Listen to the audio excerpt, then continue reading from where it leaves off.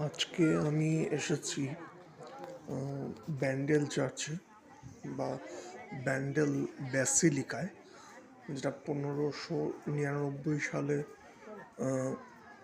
এর ভিত্তিপ্রস্তর স্থাপন হয়েছিল, যখন ব্যান্ডেল পর্তুগিজদের অধীনে ছিল তখন। কাজেই বুঝতে পারছেন যে কয়েকশো বছরের ঝড়ঝাপটা গেছে এই চার্চের মধ্যে দিয়ে, ওপর দিয়ে, এবং পুনর্নির্মাণ এই পর্ব চলেছে, এবং মানুষের কৌতূহলও আস্তে আস্তে বেড়েছে এই চার্চকে ঘিরে।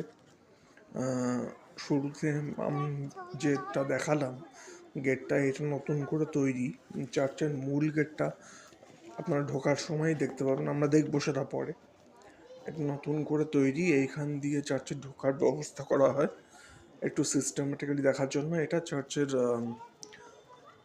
ওই ভেতরের প্রাঙ্গণটা আর কি, উঠোনটা বলা যায়। আর এই দেবদূতির মূর্তিটা আমার মার্বেল পাথরের তৈরি, এই সাদা মার্বেলের তৈরি দেবদূতির মূর্তিটা আমার অপূর্ব লেগেছে। এটার জন্য আরেকটাও আমি দেখাতে চেষ্টা করেছি, কিন্তু ওটা গাছগাছালির আড়ালে ঢাকা পড়ে ঠিকঠাক দেখানো হয়নি।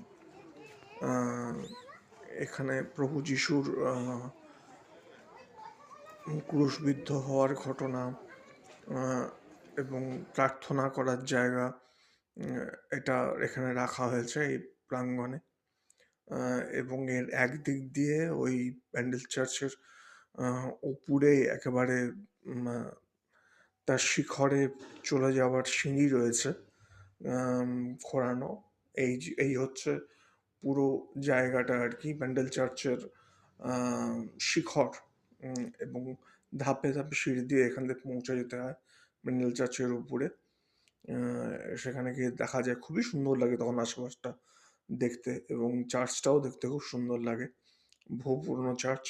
আর চারপাশে কুয়াশায় ঢেকে থাকলেও তো আরো সুন্দর লাগে, যেমন 20শে ডিসেম্বর হয়েছিল আমি যখন